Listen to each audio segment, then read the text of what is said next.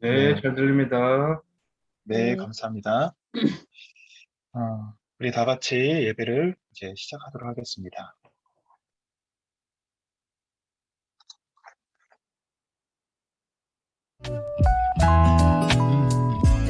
나와 함께 하시는 하나님 성령으로 내 안에 거하시네. 우리와 함께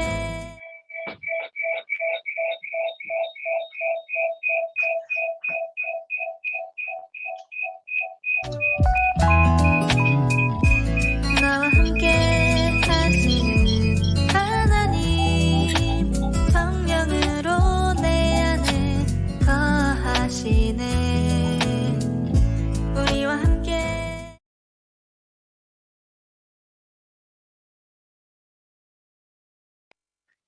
다 같이 사도신경으로 신앙을 고백드리겠습니다.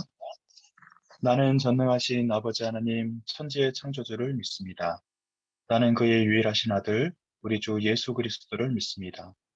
그는 성령으로 잉태되어 동정녀 마리아에게서 나시고 본디오 빌라도에게 고난을 받아 십자가에 못 박혀 죽으시고 장사된 지 사흘 만에 죽은 자 가운데서 다시 살아나셨으며 하늘에 오르시어 전능하신 아버지 하나님 우편에 앉아 계시다가 거기로부터 살아있는 자와 죽은 자를 심판하러 오십니다.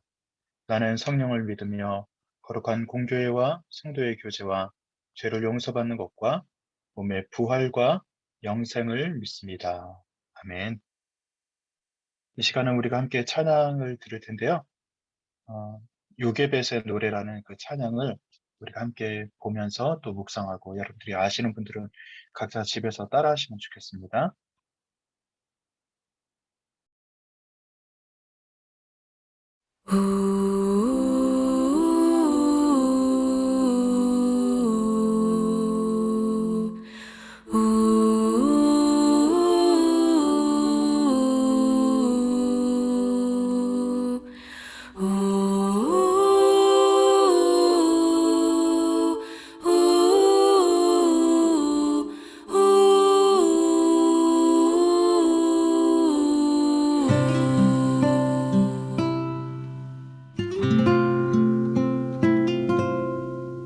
작은 갈대 상자 물이 새지 않도록 역청과 나무진을 칠하네.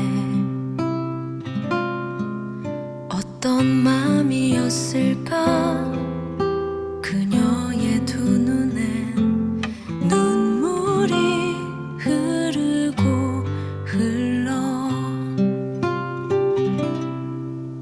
동그란 눈으로 엄마를 보고 있는 아이와 입을 맞추고 상자를 덮고 강가에 띄우며 간절히 기도했겠지. 정처 없이 강물에 흔들흔들 흘러내려가는 그 상자를 보며 눈을 감아도 보이는 아이와 눈을 맞추며 주저앉아 눈물을 흘렸겠지. 너의 삶의 창주인 너의 참 부모이신 하나님 그 손에 너의 삶을 맡긴다. 너의 삶의 창주인 너를 이끄시는 주 하나님 그 손에 너의 삶을 드린다.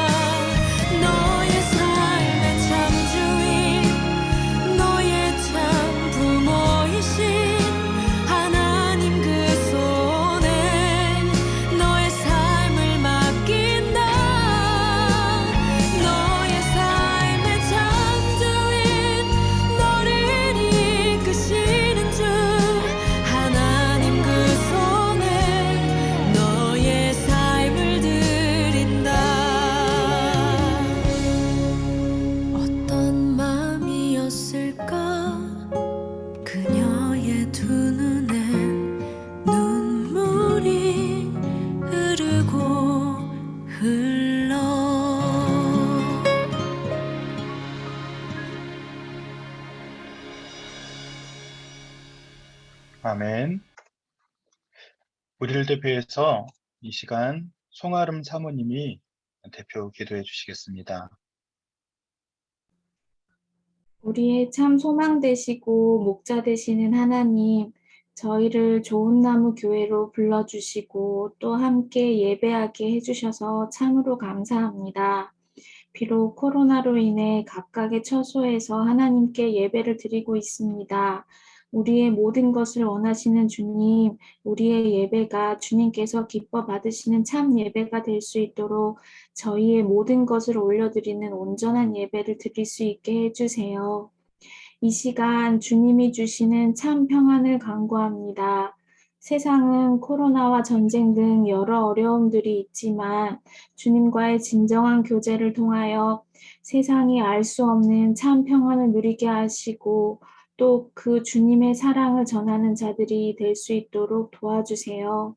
우리의 개개인의 삶 속에 주님께서 함께 해주세요.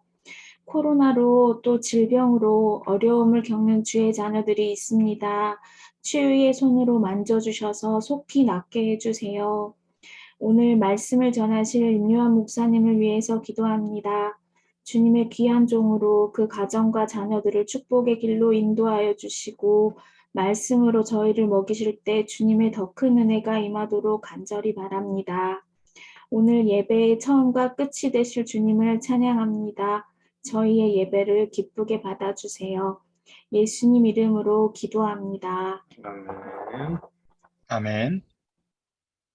이 시간은 우리가 봉헌 찬양을 드릴 텐데, 봉헌의 시간에는 나의 기도하는 것보다라는 그 새로운 찬양을 여러분들에게 좀 소개를 해드리고, 말씀드린 대로 각 가정에서 찬양을 보시면서 여러분들이 은혜 받으시면서 봉헌의 시간을 또 마음으로 또 우리가 물질로 하나님께 드리시기 바랍니다.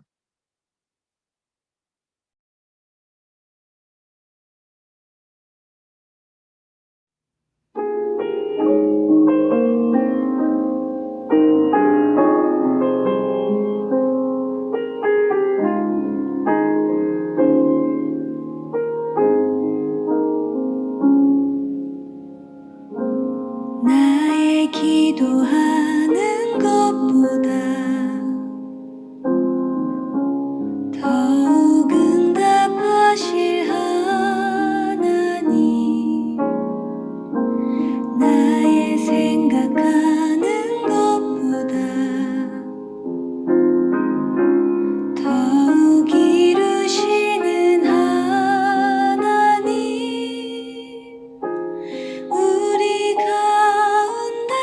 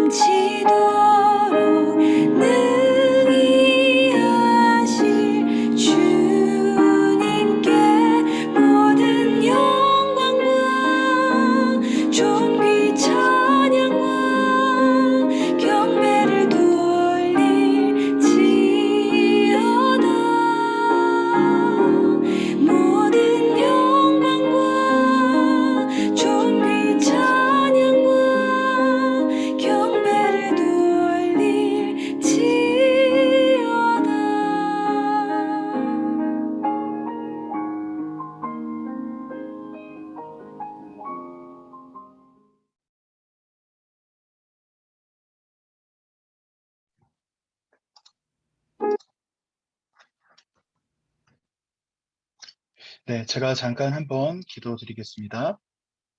하나님 감사합니다. 하나님께서 우리에게 주신 귀한 시간 또 복된 걸음들 아버지 하나님께서 인도하신 것을 믿습니다. 우리가 이 땅을 살아가면서도 정말 우리의 소유의 것만 주장하고 살아가는 것이 아니라 하나님이 모든 것을 우리에게 맡겨주셨음에 대한 주장을 하면서 우리가 그렇게 걸어갈 수 있는 지혜로운 걸음을 할 수 있도록 인도하시옵소서. 우리 한 사람 한 사람의 건강도 붙들어 주시고 또 하나님 사업과 하는 모든 일 가운데 하나님의 마음을 담아 우리가 그렇게 이루어드리는 걸음할 수 있도록 인도하시옵소서. 하나님께서 인도하실 줄 믿사오며 감사드리며 예수님의 이름으로 기도드립니다. 아멘. 어, 광고의 말씀 잠깐 드리겠습니다. 우리가 코로나19로 인해서 우리가 좀 모이는 시간이 좀 길어졌네요.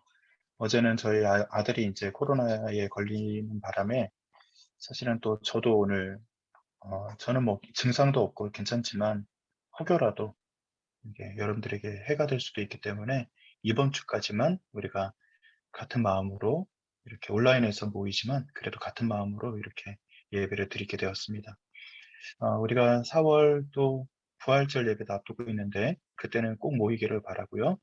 건강을 위해서 특별히 기도하고 여러분들의 각 가정에 하는 일들을 위해서 우리가 축복하면서 기도하기를 원합니다. 우리 보이진 않지만 옆에 있는 분들에게 사랑합니다, 축복합니다 얘기해 주시고 또 우리 이 자리에 모인 분들에게도 또 마음을 다해서 여러분들 인사 전해 주시면 감사드리겠습니다. 사랑합니다, 축복합니다. 네, 감사합니다. 이 시간 우리에게 주신 말씀 함께 보도록 하겠습니다. 요한복음 14장 25절부터 31절까지의 말씀입니다. 우리 한 절씩 교독할 텐데 제가 먼저 읽도록 하겠습니다. 내가 너희와 함께 있는 동안에 나는 이 말을 너희에게 말하였다. 그러나 보혜사 곧 아버지께서 내 이름으로 보내실 성령께서 너희에게 모든 것을 가르쳐 주실 것이며 또 내가 너희에게 말한 모든 것을 생각나게 하실 것이다. 나는 평화를 너희에게 남겨준다. 나는 내 평화를 너희에게 준다. 내가 너희에게 주는 평화는 세상이 주는 것과 같지 않다. 너희는 마음에 근심하지 말고 두려워하지도 말아라. 너희는 내가 갔다가 너희에게로 다시 온다고 한 내 말을 들었다. 너희가 나를 찾는다면 내가 아버지께로 가는 것을 기뻐했을 것이다. 내 아버지는 나보다 큰 분이기 때문이다. 지금 나는 그 일이 일어나기 전에 미리 너희에게 말하였다. 이것은 그 일이 일어날 때에 너희로 하여금 믿게 하려는 것이다. 나는 너희와 더 이상 말을 많이 하지 않겠다. 이 세상의 통치자가 가까이 오고 있기 때문이다. 그는 나를 어떻게 할 아무런 권한이 없다. 다 같이 읽습니다. 다만 내가 아버지를 사랑한다는 것과 아버지께서 내게 분부하신 그대로 내가 행한다는 것을 세상에 알리려는 것이다. 일어나거라, 여기에서 떠나자. 아멘. 오늘은 나의 평화는 너희에게라는 제목으로 요한복음 이제 14장 말씀 함께 나누도록 하겠습니다. 우리가 앞서 보았던 요한복음 13장은 예수님의 마지막 유언이 담겨 있는 그런 장면, 최후의 만찬의 장면이 담겨 있는 그런 모습들을 우리가 살펴보았고요. 예수님의 그 마지막 유언 앞에서 당황하는 제자들과 그들을 위로하는 예수님의 말씀이 이제 연결이 된다라고 생각하시고 오늘 말씀을 보시면 좋겠습니다. 우리가 지금까지 레위기 말씀을 읽었는데 며칠 전부터 요한복음 말씀으로 다시 돌아왔죠. 그래서 요한복음은 2장에서부터 12장이 표적이라는 외적인 표적, 여러분들이 가나의 혼인잔치라든지 그런 표적 말이죠. 그런 표적으로서 7개의 표적을 기록하고 있다면 이제 13장에서부터 17장까지는 그 외적인 표적보다는 내면적인 표적을 그리고 있다라고 생각하시고 말씀을 묵상해 주시면 좋을 것 같습니다. 그 중에서 14장에 하나님, 성령 하나님과 그분이 알게 하시는 것은 내면적 표적의 중요한 부분을 이야기하고 있는데 그것의 첫 번째 표적에서 중요한 것은 바로 주님으로부터 말미암은 평안이다라고 이야기를 할 수 있습니다. 여러분, 우리는 지금 어떤 문제 속에서 살고 있습니까? 문제의 종류가 다를 뿐이지만 우리는 모두 저마다의 문제를 가지고 그렇게 살아갑니다. 그런 문제 때문에 우리는 스트레스를 받고 있는 것이죠. 그러나 문제가 있을 때 주님은 우리에게 평안을 주노라라고 말씀하십니다. 문제에 직면하여 있을 때 주님이 주시는 평안을 느껴보셨는지 모르겠습니다. 주님이 주시는 평안 때문에 문제 속에서도 여러분 평안하십니까? 여러분 마음 깊이 한번 생각해 보시기 바랍니다. 우리가 오늘 말씀 속에서 주님이 우리에게 주시는 평안의 본질에 대해서 몇 가지를 살펴보고자 합니다. 세상에서 산다는 것은 문제로 가득한 풀장에서 헤엄치는 것과 같습니다. 크고 작은 문제들이 항상 있어서 문제 없는 때가 없는 것이 문제입니다. 진짜 간혹 가다가 문제가 없으면 이 문제가 없는 것이 평안해 보이는 것이 아니라 뭔가 태풍 속의 눈처럼 그런 또 다른 문제를 가져오는 단초가 되지 않을까라는 근심에 대한 문제가 또 생기는 것이죠. 우리는 끙끙거리며 마음 아파하며 살아갑니다. 그래서 현대인들에게는 스트레스라는 병이 생겼습니다. 참 많은 사람들이 스트레스로 고통당하고 있는 것이죠. 문제가 가득한 세상에서 우리는 어떻게 살아야 합니까? 직면한 문제를 해결하면 또 문제가 생기니 문제를 해결하는 것으로는 문제가 해결되지 않는 것 같습니다. 그때 우리는 성령 하나님이 우리에게 말씀하시는 것을 들어야 합니다.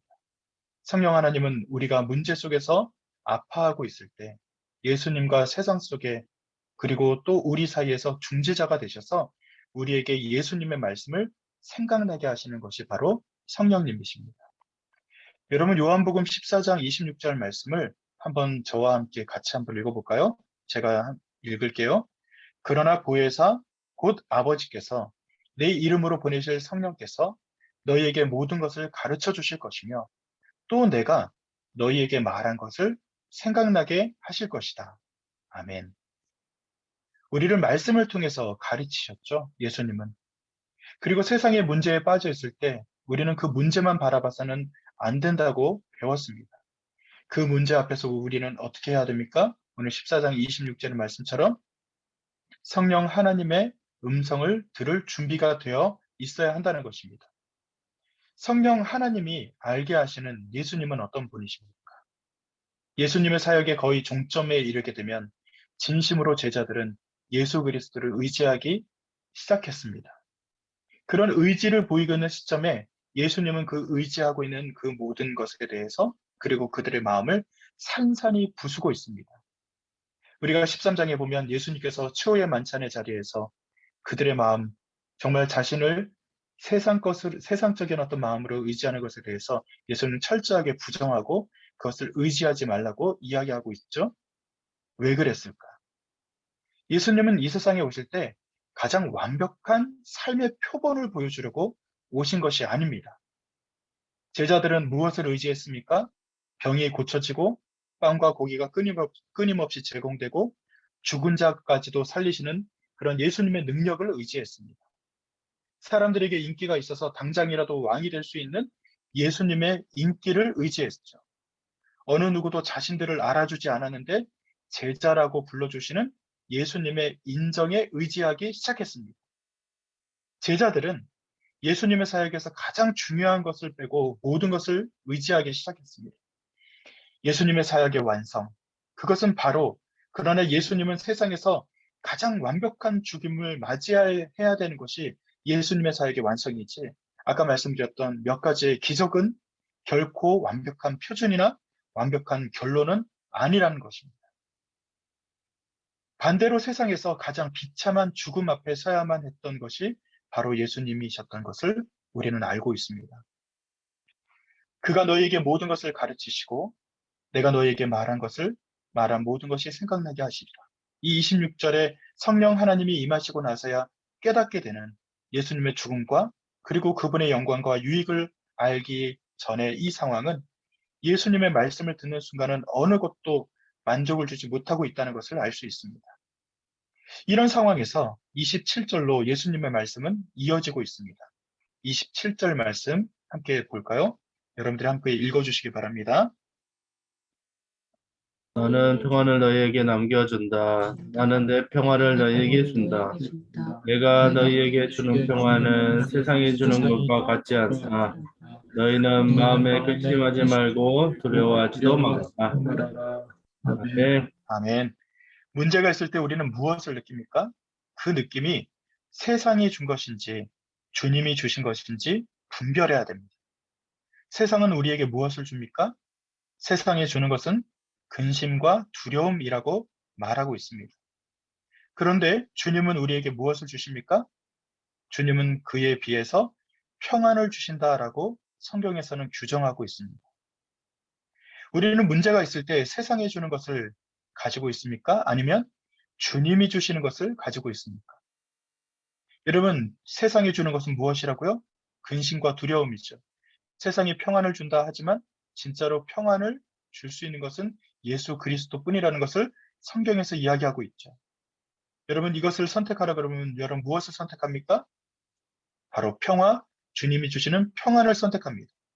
그런데 많은 사람들이 문제가 생기면 세상에 준 근심과 두려움에 사로잡힙니다. 그렇기 때문에 주님이 주시는 평화를 소유하지 못하게 되는 것이죠.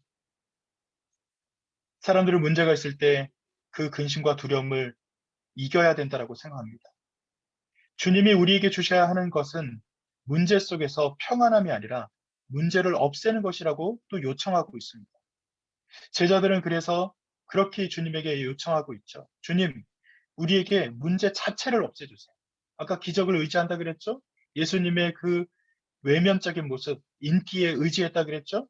즉, 제자들은 계속 그것에 의지해서 그 문제 자체가 다른 것으로 치환되기를 원하는 것을 볼 수 있습니다.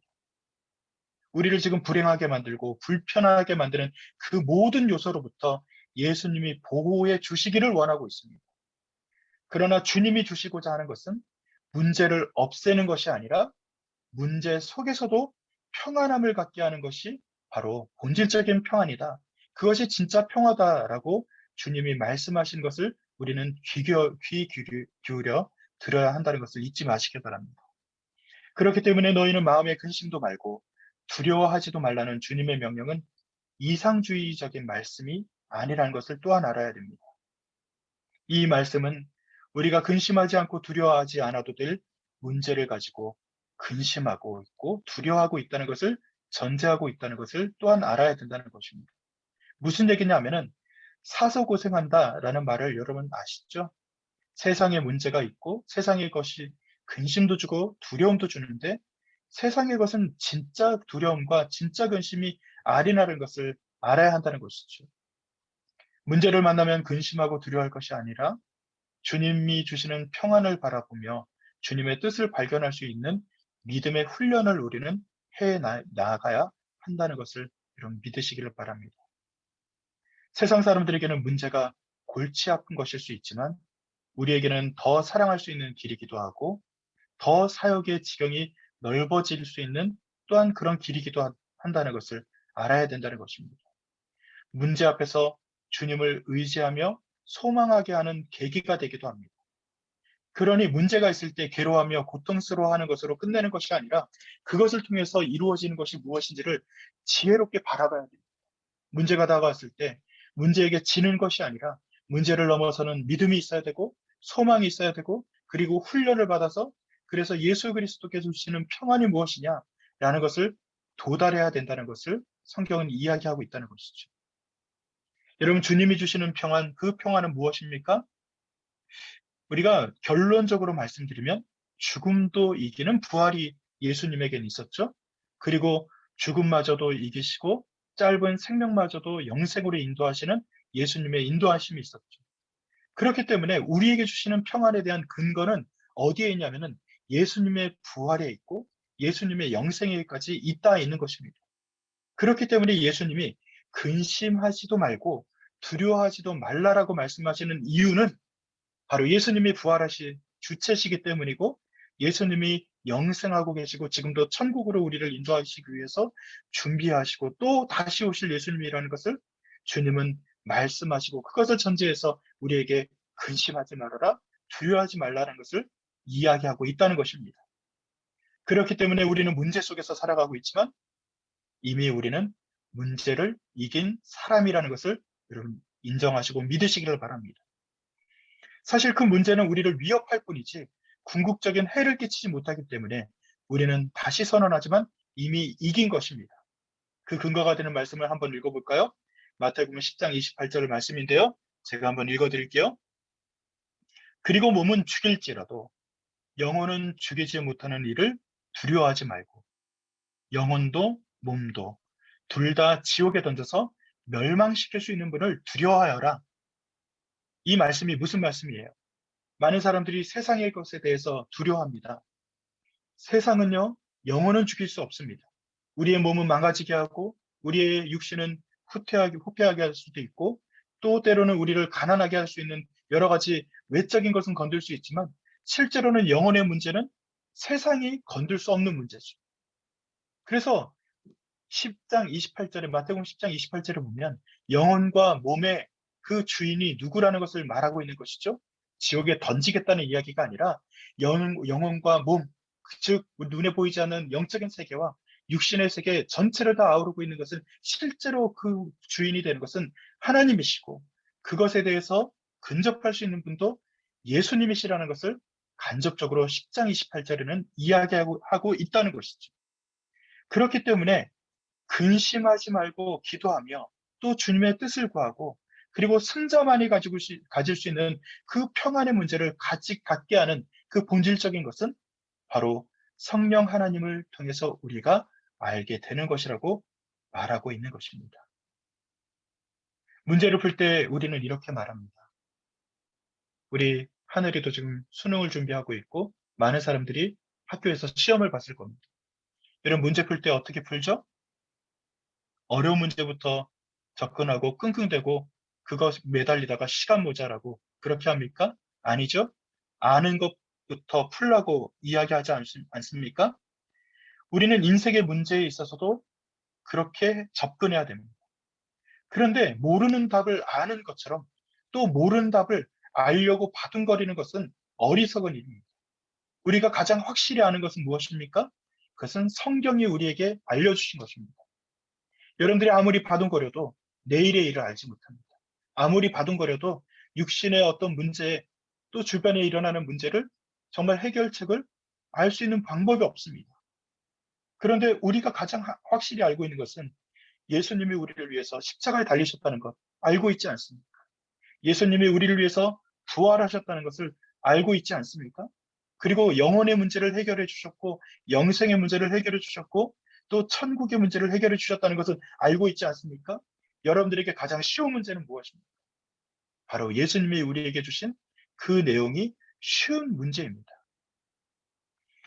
우리가 가장 아는 확실한 것, 바로 예수 그리스도로 인해서 영생에 이르게 되었다는 것부터 여러분들이 그 문제를 푸시고 나머지 문제를 풀어나가는 그런 인생의 지혜로운 자가 되기를 간절히 축원드립니다. 아는 명제에서부터 시작합니다.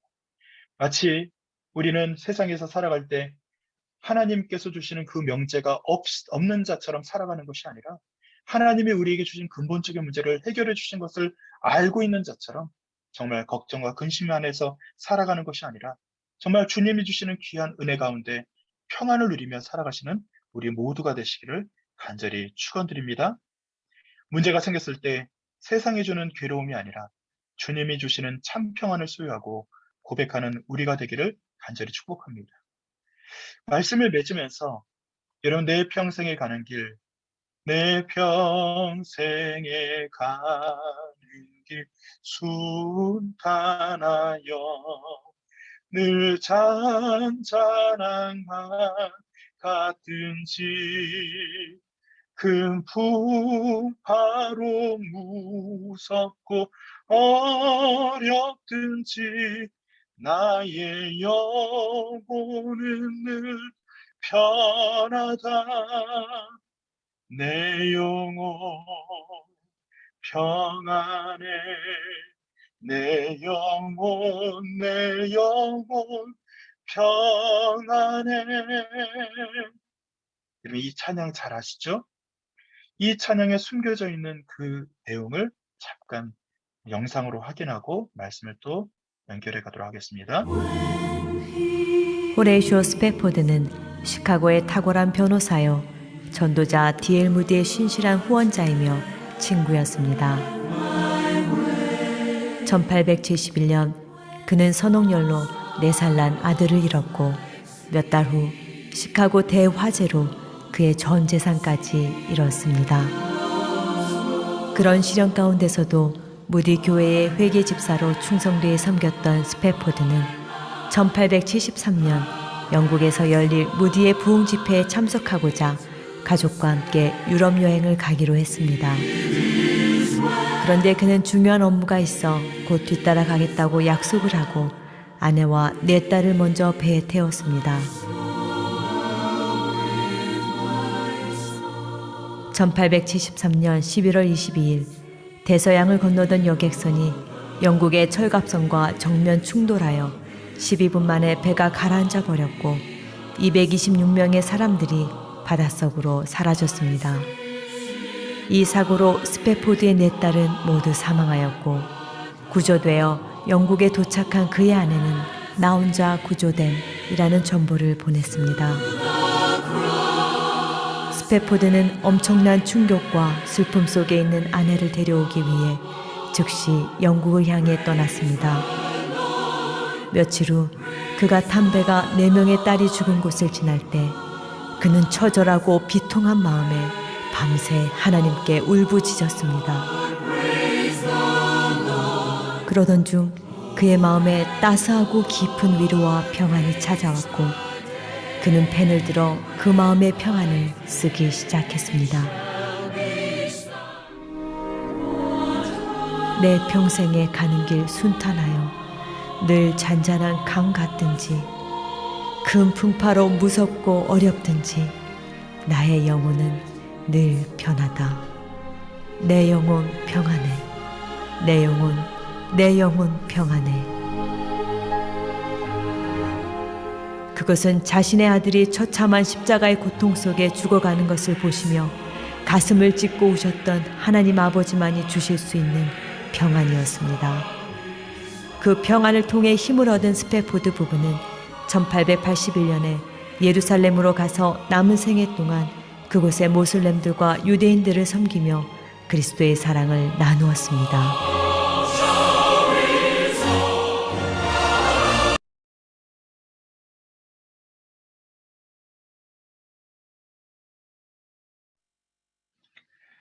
우리가 잘 알고 있는 이 찬양에 숨겨져 있는 그 내용은, 그리고 그 배경은 우리가 생각하는 것보다 훨씬 더 큰 불행 가운데 싹 텄던 그런 찬양이라는 것을 우리가 잠시 영상을 통해서 확인했습니다. 많은 사람들이 절망할 수 있는 상황 가운데서 평안을 가질 수 있을까? 어려운 문제 앞에서 정말 용기 내서 다시 일어날 수 있을까?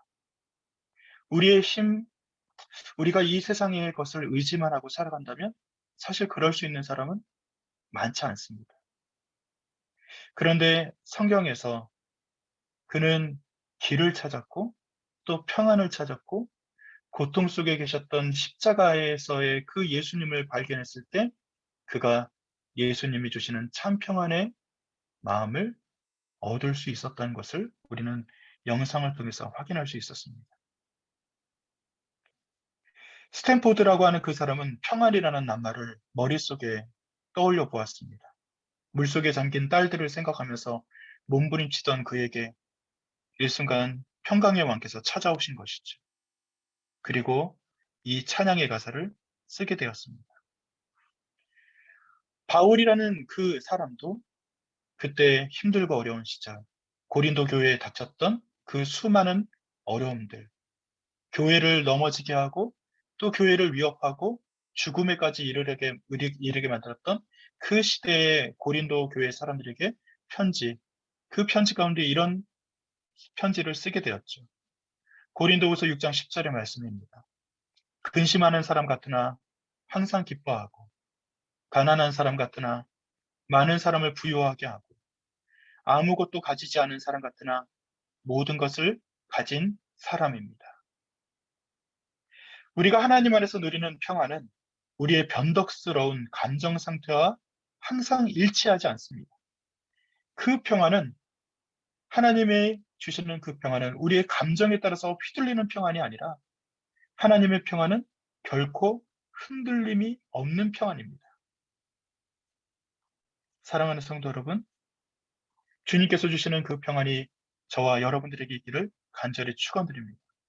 구원받은 사람으로서, 예수님의 십자가를 믿는 사람으로서, 부활의 그 기쁨을 함께 소유한 자로서 문제 앞에 넘어지는 자가 아니라 문제 안에서도 우리가 기뻐할 줄 알고 우리가 이겨나갈 줄 알고 그리고 우리가 다른 사람을 돌아볼 줄 알게 되는 그런 마음 넓고 여유로운 그리고 또 하나님이 주시는 마음을 품고 살아가는 그런 귀한 은혜가 저와 여러분의 있기를 간절히 축원드립니다.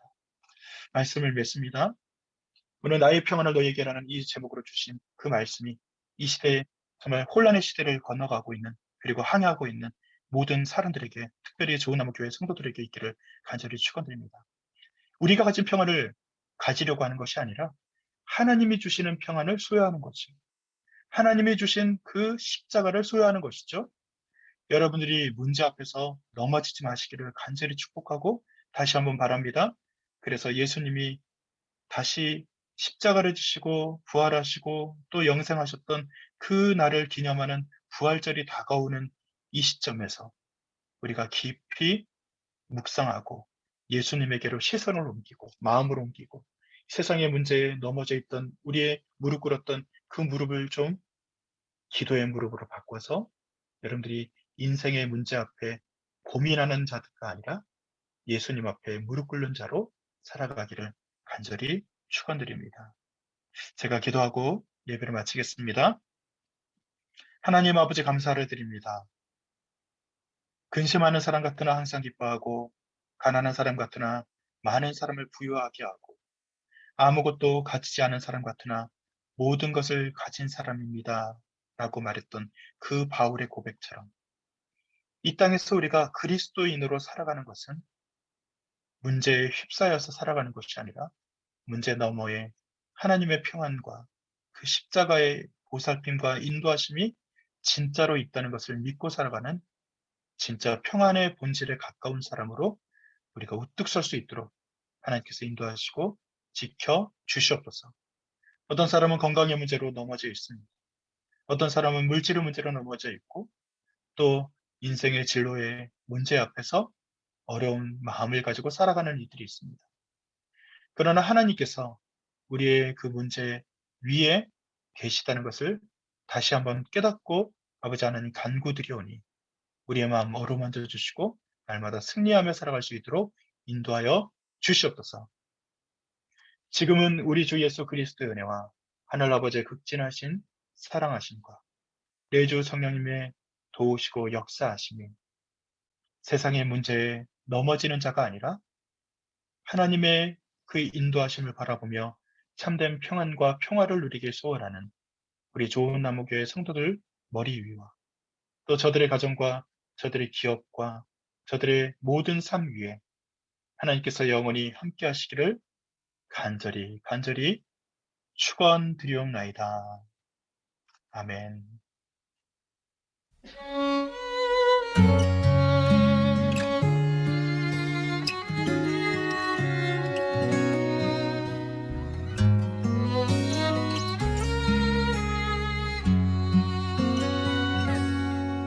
전능하신 하나님 너를 지키시는 분 그 얼굴을 내게 드사 평강 주기 원하네.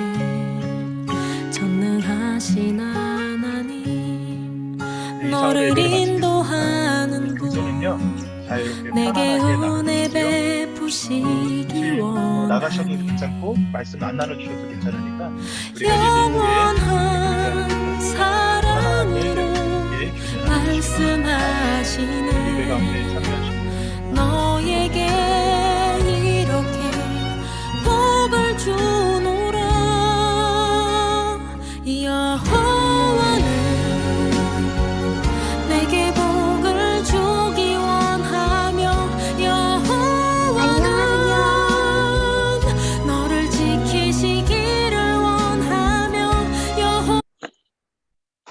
안녕하세요. 네. 현이 괜찮아? 네, 괜찮습니다. 괜찮네요. 목사님 왜 얼굴 안 목소리 들으면 좀 보내셨어요? 오래돼가지고. 목사님 네네. 예배 시간에 왜 얼굴 안 보여주셨어요? 잠깐만요. 네?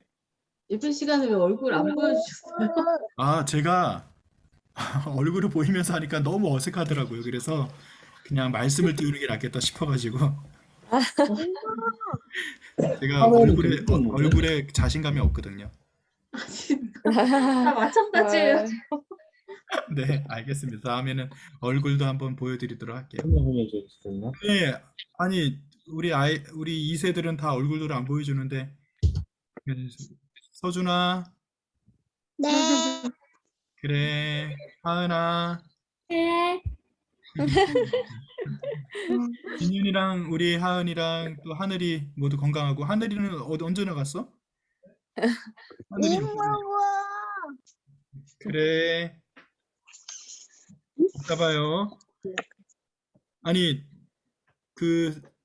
지금 코로나 때문에 정확하게 진단받고 고생하는 사람 우선 하늘이가 마지막인가요?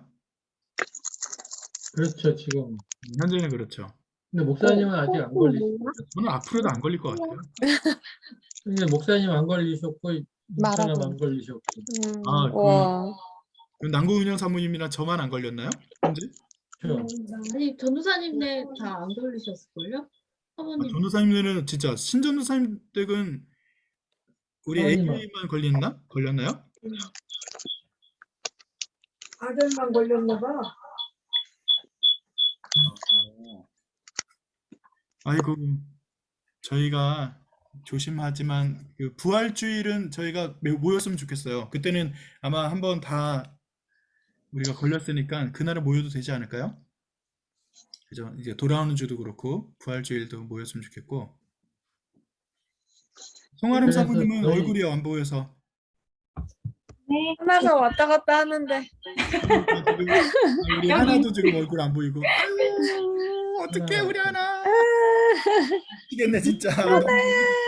미치겠다. 하나도 진짜 너무 보고 싶어. 하나 보고 싶어. 사모님 보고 싶어요. 다들 보고 싶어요. 그러니까요. 그래요. 너무 오래됐어요. 우리 보고 싶어 죽겠네 진짜.